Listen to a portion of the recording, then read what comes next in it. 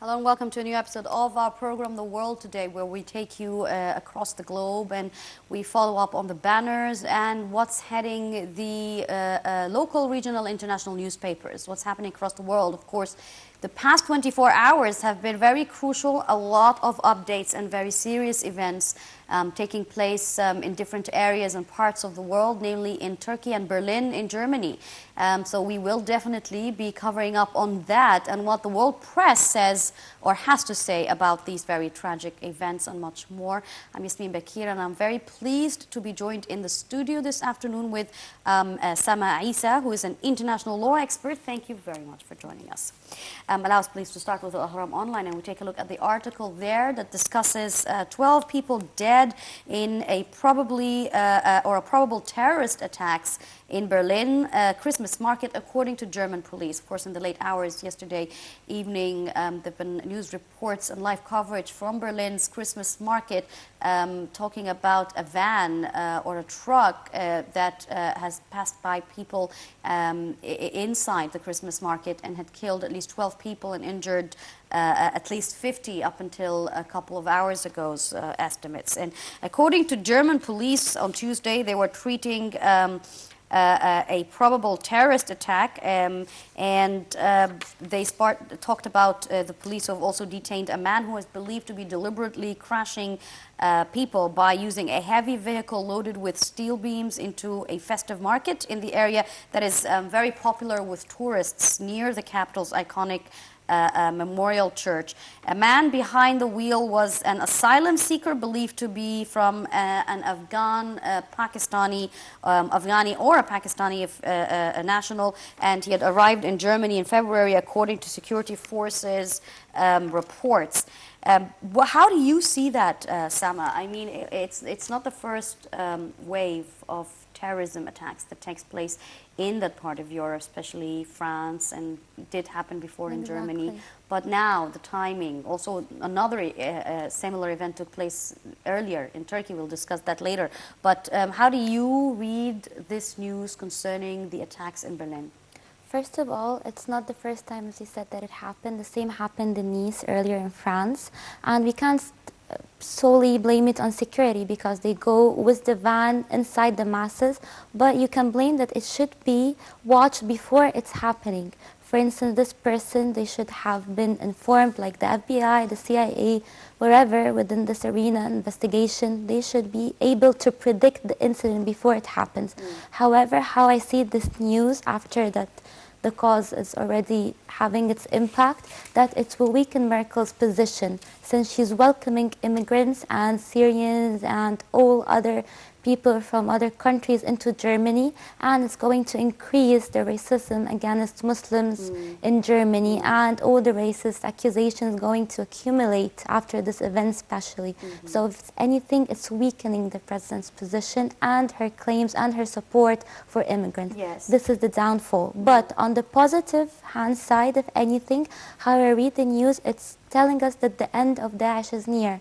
Because, as you said earlier, other events are happening in a very short time span in different European countries. So they're trying to prove their presence because they're feeling that their end is near. They're trying to do anything, any major impact before they're coming to abolish themselves completely from the scenes. Now, I need to discuss two issues with you here. The first one, maybe the fact that Daesh hasn't yet publicly announced its responsibility for these attacks, but according to Germany, they are relating it to asylum seekers and migrant issues, although that is a very critical status because of the result of what happened in Syria and Libya, and many illegal immigrants who have been fleeing to Europe. Has caused a lot of disturbance, and it always seems to be that one of these asylum seekers or illegal migrants are behind such attacks, which again is very sad because you would want to wonder, and that's my second part of the question, who is behind their brainwash, who's training them, who is leading them, using them as a tool to commit such very well and organized plots, because as you said, security is very tight in Europe. But to just have a man in a truck who most likely he could be hijacking just change his path and decide to hit people is also very strange in Europe. The thing is, you can't control the suicide itself. The fact that the bomber who places the bomb and run away, this you can blame on security. But when someone goes and bombs themselves willingly among masses, this is something you can't solely blame on security. Because in the end of the day, he sacrificed himself for his foolish act. Yeah. They brainwash young youth who are illiterate, who is not well educated, who are looking for someone to go for. If you check the profiles of all the criminals, They're very young, they're 22, exactly, and they tell you 23. we had no one to turn for. They gave us shelter, they gave us money, they gave us food, they gave us like a second family. So they start to have loyalty for And them. they gave us assurance that we're going to go to heaven straight if we do Exactly. something. So they brainwash the illiterate and the ones who are not well educated. We move to another story again, what happened yesterday. Of course, yesterday was very strange indeed. It seems like December is not ending with so much already happening. In the World Bulletin, two incidents happened in Turkey yesterday. One was the shooting, of course, of the Russian ambassador by a Turkish policeman eventually. And another one, a man who was shooting into air bullets in front of the U.S. embassy, also in Ankara. So the man fired a few rounds of rifle into the air in front of the American embassy early on Tuesday, hours after the Russian ambassador to Turkey was actually assassinated in Ankara. Authorities said that Shaheen S. had approached the embassy in Ankara's district in a district in Ankara and fired 8 to 9 times with a rifle which he had hidden inside his coat. Of course, he was taken into custody, and an investigation is still underway. According to police, he said that extraordinary security measures have been taken around the area.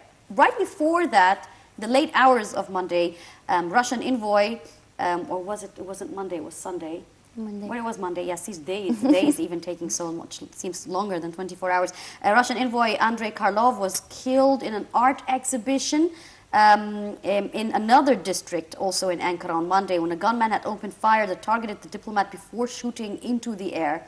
And eventually, according to the Anadolu agency, he was a Turkish policeman. And the sad news is that this was actually caught live on television, and it's been rotating around social media ever since then.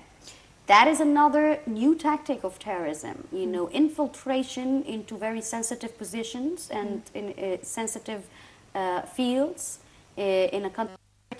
And this man was actually supposed to be taking care of him and guarding him, and it ended up that he's actually the one who's responsible for assassinating him, which again is another shockwave and a change in ideology or perception of what terrorism could be like. Well, concerning this point, precisely, it shouldn't take us by surprise for various reasons. First, when the fake coup that happened, when after time passed, we investigated the real reasons behind it, it's because within the army and the police of Turkey, they have mix of ideologies. Because in the beginning of the presidency, he made allies with Oglu.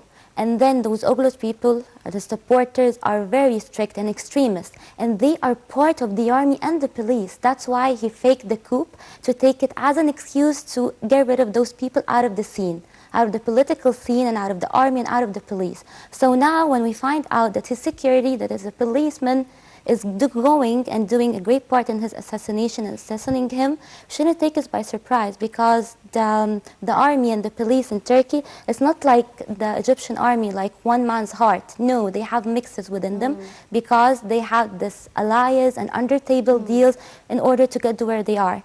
And they had been efforts been done with the fake coup to get rid of them, but the root cause itself is still there. So this is one side. The other side for what's happening, recently Turkey backed off and started taking Russia's side for what's happening in Syria. And they stopped funding and backing up the terrorist groups that are in Syria and in Halab. So it makes perfect sense that they see this as a revenge. So you stop backing us up, stop funding us up, so as a revenge we're going to assassinate the Turkish ambassador. And speaking of surprise, how did you read the response, the official response from Russia towards what happened in Turkey? When Putin spoke, President Putin of Russia spoke of that this is a kind of an act that is aimed at mending the ties between Turkey and Russia, which are strong. Was that really something, or such a statement, did you expect to come up from Russia after, in response for this incident, or did you expect a much more firmer response and more serious actions to be taken on the political level, on the diplomatic level between Russia and Turkey? Putin is a very wise man and he knows what he's doing, and this is a very wise response, because if he acted differently, he would be falling into the trap which the terrorist group are setting up for him, because the whole idea behind this is tearing up the ties that suddenly Turkey is backing up Syria in their, Russia in their position with Syria. So if all of this fails... Which don't you think that the position of Russia and Turkey are very different from each Exactly, other when that's it why comes they to feel it's a Syria? revenge. That's why they're assassinating the ambassador. They feel it's a revenge. It's like a backstab for them. After they've been funding and supporting them, suddenly they're taking Russia's side because Bashar is winning grounds and it's coming to an end in Syria. So they saw it as a revenge. Yes, so, and we're going to move to another forum, which is the Independent. They're all related, speaking of also the international responses towards what happened in Turkey. And a lot of analysts have actually been saying this is actually the start or a trigger to what could be an unfortunate third world war. And they said that Syria is actually the key word, or the magic word, as they would say. Then the Independent speaks of, according to the Berlin attacks, also not just on Turkey, Donald Trump blames ISIS and says that they must be eradicated from the face of earth. Of course, we do know that we're only a couple of days away before Republican U.S. New President Donald Trump enters the office or the White House. And he has already been issuing a number of statements and a number of decisions in mixed fields and in different agendas that are already triggering different parts of the world. Regarding the incident of Berlin, German officials have not confirmed the motivation behind the incident and have urged caution of how it's described. However, President-elect Donald Trump had condemned the attack in Berlin and the incident, and he did say that these people have been arrested, should be taken or being held responsible or claimed responsible, and that according to the title of this article, he is blaming ISIS, and that he does seem to have a plan which is very different than the Democrats' Obama's plans or agenda towards Daesh during the past 8 years. Of course, you do know that many analysts were speaking of the possibility or the confirmation actually of Obama's administration creating or establishing Daesh to serve their own agendas. Are we really going to see Donald Trump having a different agenda against Daesh, or is this just all a press game and then at the end it's always the agenda that's set for the United States towards its foreign policy in general, whoever I don't think with Trump.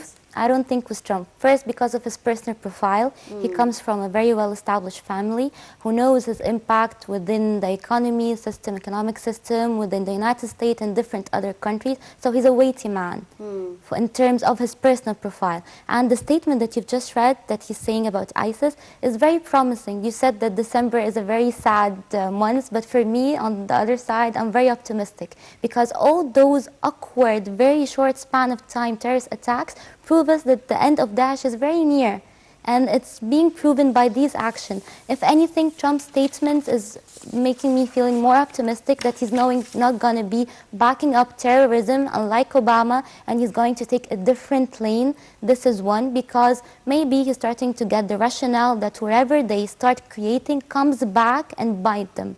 So maybe they need to stop creating something and then it grows so big that in the end that goes out of the control from the creator itself, which is the United States. So I think that Trump is definitely having a different agenda, and his statement is very positive, and how I'm reading the scene right now, it's actually making me feel optimistic that, like he asked and requested, actually his wishes is coming true.